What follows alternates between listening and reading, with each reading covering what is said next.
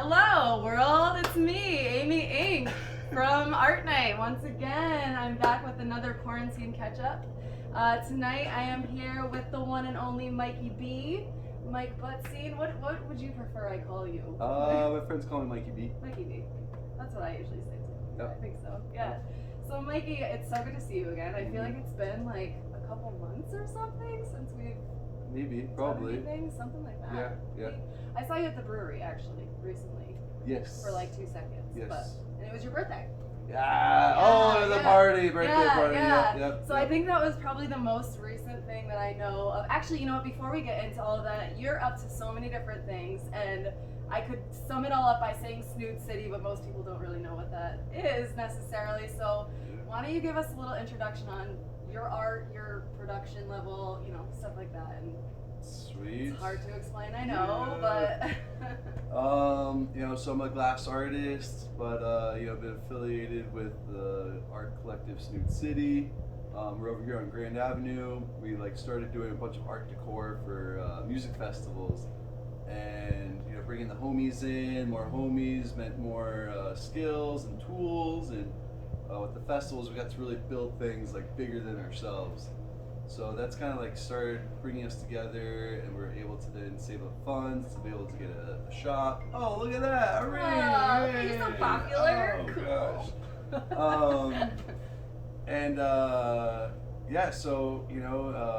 Just was able to expand off the music festivals, and then we found our place over here on Grand Avenue, which is just super sick. Evolving from Roosevelt Row, getting pushed out, and now all the weird wickedness is out here. And yeah, we've been able to share our platform with numerous individuals. One of them is yourself, and Art Night, and Ira. She did an event on Grand Avenue, which was really freaking cool, bringing all the different shops together. It really showed the cool community over here on Grand. Yeah. We have a little neon shop over there that's been paying the bills, and really get to explore with such a cool medium. So it's stuff like this. Yeah, neon, angel wings. This was actually a commission for the Waste Management People's Open, which was cool. But it was like an hour before the event, they actually broke the wings. Oh my god. And they called me up, and I'm sleeping because I was just up for the past 48 hours finishing the wings. And they called me up and they're like, "Yo, can you come and fix these?" How'd they break it? What, I think someone just fell into it. like the glass actually broke? Yeah, they broke the glass. Remember the time I broke your entire thing, your glass thing, that event?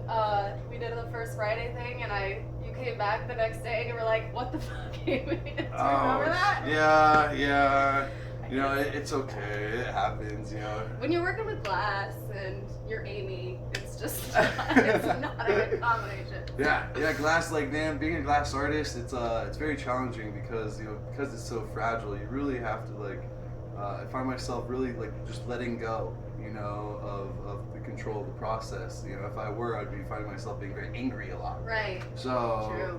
I don't want to be that kind of person. So I just let it go and just have to go back and make it again. I never thought of it like that. That's a whole nother level. Yeah. Because, even for me as a painter or with knitwear specifically, I feel like I'm constantly trying to, learn as I go. And so it just requires a lot of fuck-ups, which is so frustrating. But with glass, that's a whole nother thing. I would feel like I'm not touching it. Yeah, no, it's it breaks, it'll cut, it burns. The thing about hot glass is it looks the same, as cool glass. So it's not until you touch it that you realize it's hot. Yeah. By that time, it's got ya. Yeah. And the same with electricity. Fuck electricity, man. If I was a Pokemon, electricity would be my total weakness. That's random, but okay. I didn't know that was. How about if you're a human? Would that still be? I guess not. Since you work with it. Well, Pokemon, the elements and whatnot. So I don't know. I like Pokemon. I don't know shit about it, clearly. I do like Pokemon. My bad, whatever. But anyways, okay, so alright, so you have This Is the Trap, where we are right now, and there are several different artists that work here too, right? It's a pretty collaborative space. So how many other people are here?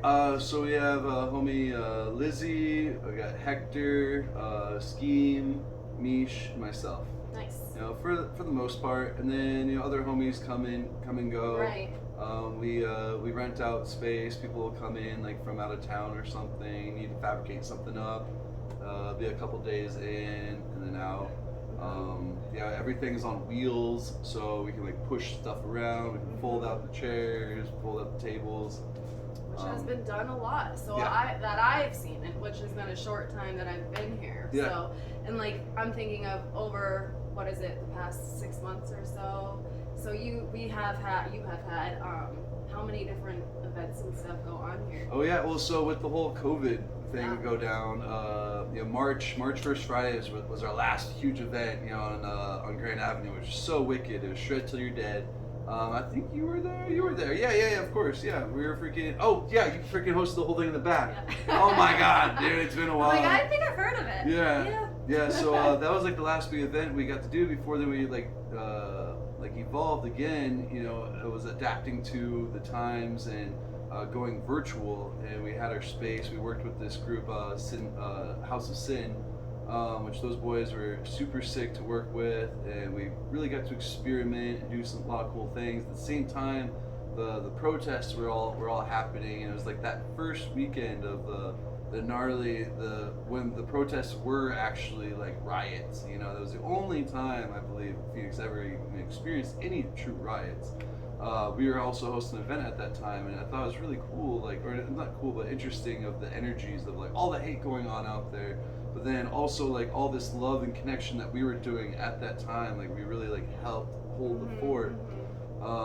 And then, you know, doing that, you know, once a month, you know, those live streams, to basically using our platform to get, you know, people that were, you know, very much active in the protest and just that war cry out, you know, providing the platform for them. Yeah. And we got to learn a lot.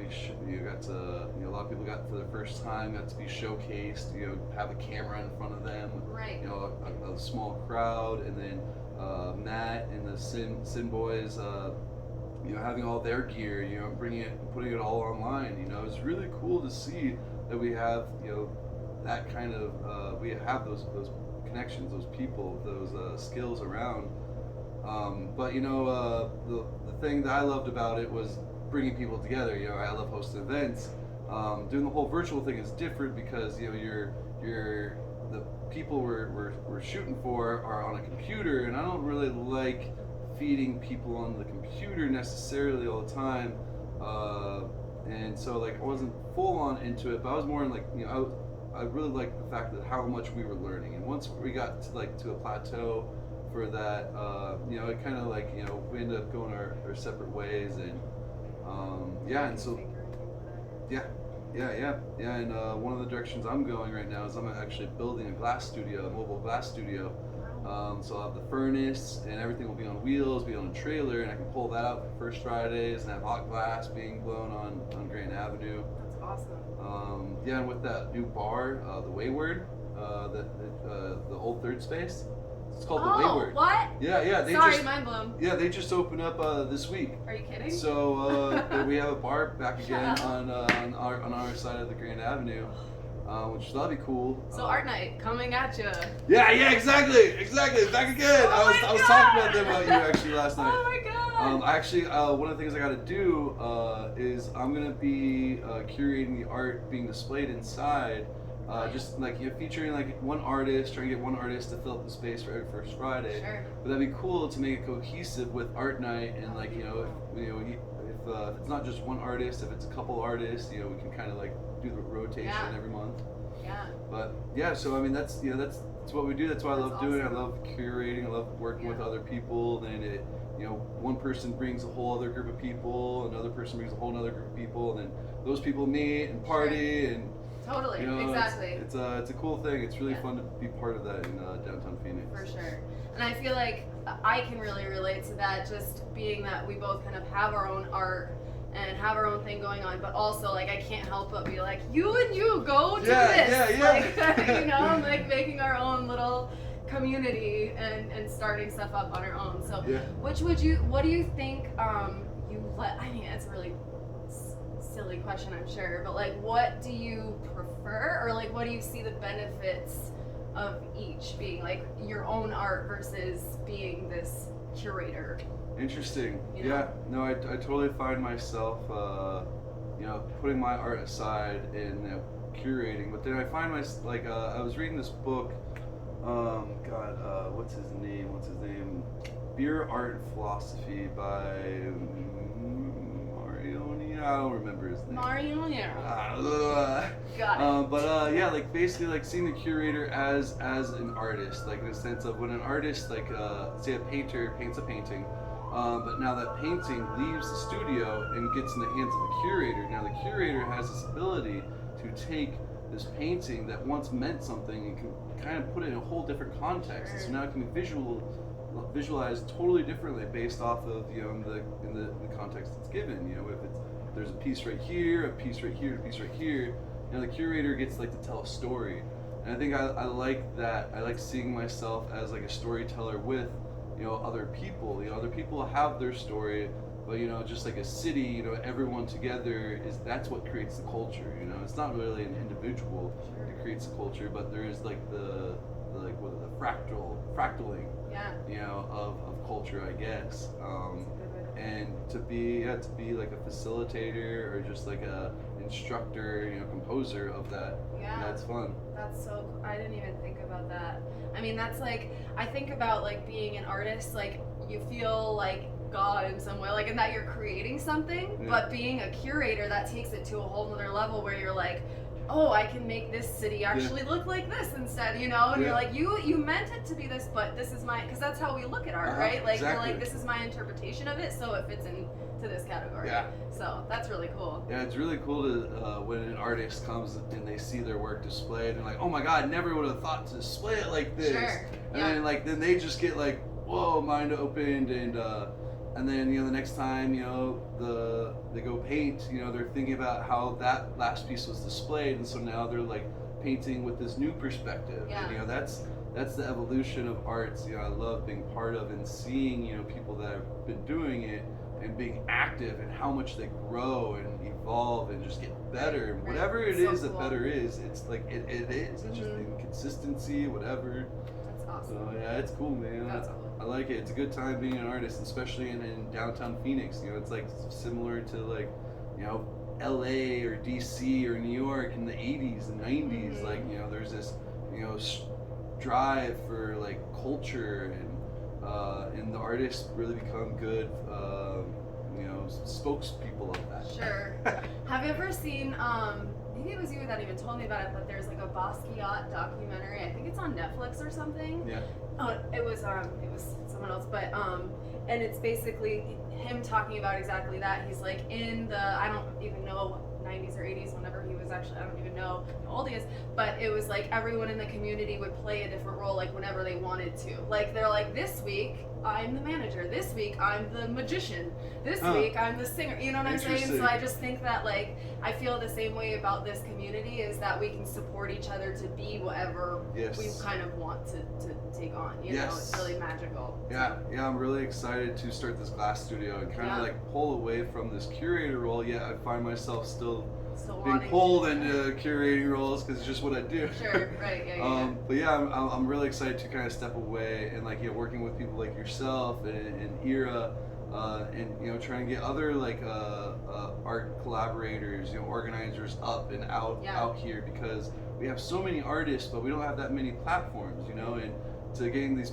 to creating a platform, now you are able to showcase 5, 10, 15, 20, 30 artists, and then when artists get to experience that, they love, it's great to be taken care of, and to almost be like as a curator, it's my job to almost treat the artist like they're a rock star. So when they come in, everything is ready for them. They don't have to like worry or anything, and then when they get treated like that, they almost want to like pass that on and like, wow, like I want to be a curator. I can do this. Exactly. Yeah. And then artists will do an organizing thing. It's like it's a lot harder than you think. Like working with artists, I'm fucking hurting cats, but I love cats, so it's okay. I'm more of a dog person, but We don't even do that. How are the dogs, by the way? I have to ask. The puppies are amazing. Speaking of, do I hear Jerome? No. No? Oh my god, I was John like, doesn't wear a that was collar. so crazy. But yeah, he's a new dad. You're a Yep. grandpa. Yeah. Oh, what up? What up, Sam? Oh hey.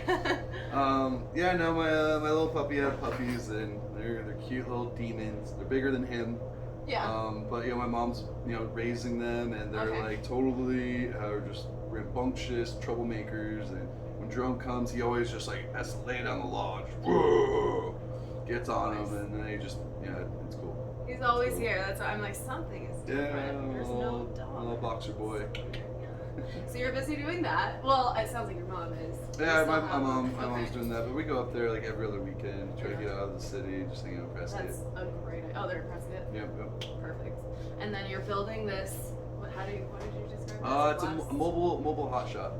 So what does that look like? Like a car? Like a truck? Yeah, it'll be all in like a box trailer, and everything will pull out on wheels. It's a furnace being made by Eclipse Glass Works over there in Minnesota. They're great fabricators. I came across their furnace, and it's a beautiful piece of machinery. And then I'll be making an annealer and a glory hole. What? Yeah, because it's bright and glorious. You stick your rod in it, and it gets hot, and you come out and have hot glass to play with. Okay, that's a glory hole indeed. Indeed. I'll be making that a glass mentor new over in Scottsdale, and he's gonna help me build everything and make it all gas powered. Very minimal electricity to the point where I can just run a couple generators. But yeah, be able to pull it to the festivals once that opens up, to fairs, just the first Fridays, and Great idea. yeah, it'll be fun, man. It's gonna be fun. I love making wine glasses. Bowl skulls are like one of my bread and butter. Yeah. And then just keep expanding with this like pioneering of neon and blown glass. Awesome. Dude. So, do you think there's any, are there any events and stuff in the work or anything like that, or is it? Well, so November 1st Friday is coming up here. We're gonna just be open. We're gonna have our shop open. We're gonna have a couple of the homies all just making our shit. Awesome. But we also need everyone to come pick up their skateboards. Oh yeah, yes, come get your damn decks. So we'll be how many picking are up left? that. Oh, like 40. That's a lot. Yeah, oh That's yeah. a hell of a lot. There was what do we have? 70 not sure. skateboards. So yeah, I think we're down to 40. But yeah, we'll be open for November 1st Friday. And then I think Misha and I are working with Sean French and making a gnarly life-size mermaid. What? Oh my god, it's gonna be so sexy, but it's gonna be for his show at the Ice House January 1st. Cool. So that January 1st happens to be the first Friday of the first Friday of 2021. Yeah. Yep. Awesome. Okay, so there is stuff coming back. It sounds like Yeah, a little bit. we'll see. here We'll and see. there. The bar being open right next Right. door, like that's gonna, cause some traffic, and might want to be open because people drinking, they're a little bit more like prone to buy some art, True. Yep. buy some art, Yeah. drink beer, yeah. Support your local businesses. Yeah. By the way, he's talking. The skate decks was Oh. for the first Friday. March. Shred Till You're Shred Dead. Till You're Dead. And we had a skate deck competition, Content. right? Yeah. It was like so what we did is we collected a shitload of skateboards from all the numerous cow towns in the area, and what we did is each artist would give us $5 and we would give them a skateboard, and it ended up being like 70 artists, and with that $5 all went into a pot that then we were really trying to promote. This is like a punk rock political time, so we're promoting voting and to encourage the public to vote for their favorite skateboard, and then the winner got all the dough, all the money. And who won? Actually, Sean French was the winner. Really? I went by a Eyeball? long shot. Yeah, the Eyeball eyeball. one? Yeah, the eyeball in the tree. Okay, yeah. Yep. All right, I didn't know that was who that was. Yeah. So that was really cool, and then which was also funny because no one ended up buying that skateboard. So yeah, Snoot City, we ended up buying that skateboard too. Oh, did you? Yeah, Oh, yeah. that's cool. So that was really cool. He's he's just such a great, old school artist from Austin, I believe.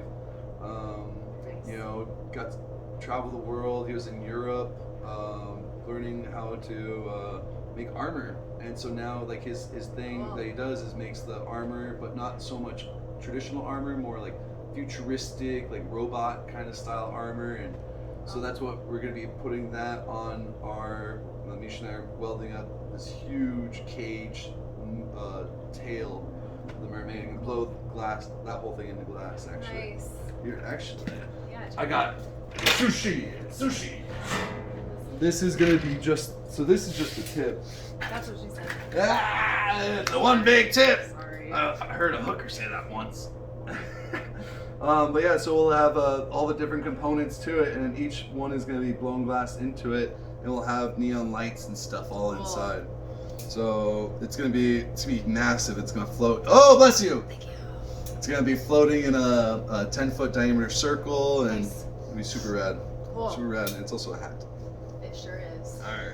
It sure is. It's really good. It's so funny, Mikey, because every time I talk to you, that's why I kind of asked about, like, do you prefer your own art or curating and stuff like that, because I feel like you're, like, just super humble, where you're like, yes, I do this, and it's friggin', are you serious, like, what you do? But then you're like, oh yeah, and here's this other guy and this other, and you just, like, constantly want to promote other people, and that's why you're in the position that you're in, which is leadership, and it's just really badass. So Cool. yeah, and I appreciate working with you as an artist too, just because Hey. you've done so much for me. So Yeah. yeah, There's something about, like, capitalism is such like a negative connotation, but I believe, like, true capitalism is when you come up, like, everyone else comes up around you.